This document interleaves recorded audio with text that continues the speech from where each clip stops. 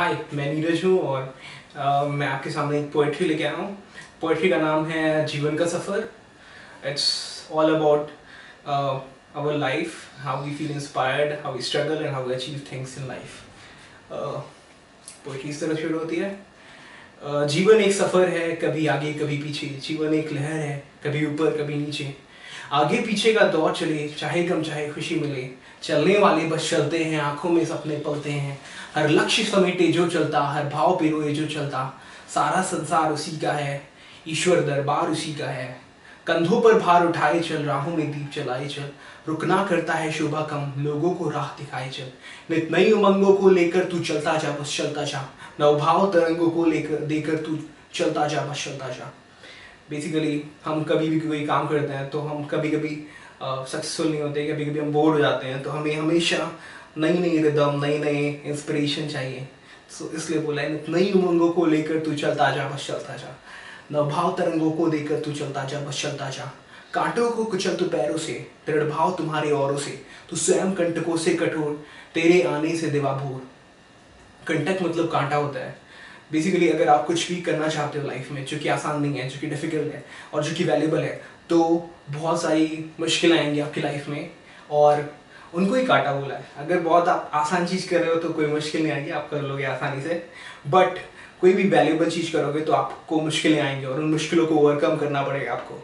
सो इसलिए कांटों को कुचलते पैरों से, दृढ़ भाव तुम्हारे औरों से।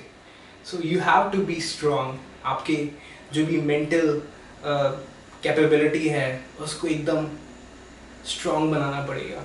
अगर कोई मुश्किल आती है तो ये छोड़ दो, ऐसे नहीं चलेगा। उसको देखते हैं कैसे सॉल्व करेंगे, उसको स्टेप बाय स्टेप जाना पड़ेगा। सो कांटों को कुचल तो पैरों से, दृढ़ भाव तुम्हारे औरों से। तो स्वयं कंटकों से कठोर, तेरे आने से दिवाभोर। तेरे आने से दिवाभोर इसलिए बोला है कि जब सूरज आता है तो सारी अंधेरा हट जाता है। तेरे आने से दिवा भोर, सुबह की रोशनी भोर आपके आने से होनी चाहिए। आइडियल सिनेरियो में आप सारे मुश्किलों को हटा दो, सारे अंधेरे को रिमूव कर दो और एकदम रोशनी ले आओ। तो स्वयं कंटकों से कठोर, तेरे आने से दिवा भोर। तू प्राणों को मत दे विराम, तू औरों को मत कर प्रणाम। तू स्वल्प काल के जीवन में अपनी पहचान बनाता चल। तू प्राणों को मत दे विराम। हम किसी चीज़ के लिए वेट नहीं कर सकते। अगर हमें लाइफ में कुछ चाहिए तो हमें वो अभी करना पड़ेगा। बहुत सारे लोग सोचते रहते हैं कि हाँ, जब हम बूढ़े होंगे तो हम ये करेंगे, जब हम हमारे पास पैसा होगा तो हम ये करेंगे, जब हमारे पास टाइम होगा तो हम ये करेंगे। तो प्राणों को मत दे विराम। अगर आप कुछ करना चाहते हो तो आप अभी करो उसको। अगर आपको कोई मुश्किल है तो आप लिख के देखो उसको क्या प्रॉब्लम है। Analyse what is the problem, what is stopping you from doing it right now. If there is nothing that is stopping you from doing it right now, you are the one who is causing it to not happen right now. So तू प्राणों को मत दे विराम, तू औरों को मत कर प्रणाम। औरों को मत कर प्रणाम का मतलब ये है कि बहुत सारे लोग अपनी लाइफ में आइडल्स होते हैं उनके, जैसे शाहरुख खान हो गया आइडल, ठीक है। I mean it's good to have idols, but do not pray them, do not worship them to the extent that आप उनकी कोई भी चीज़ आपको बहुत ज़्यादा पसंद आने लगे।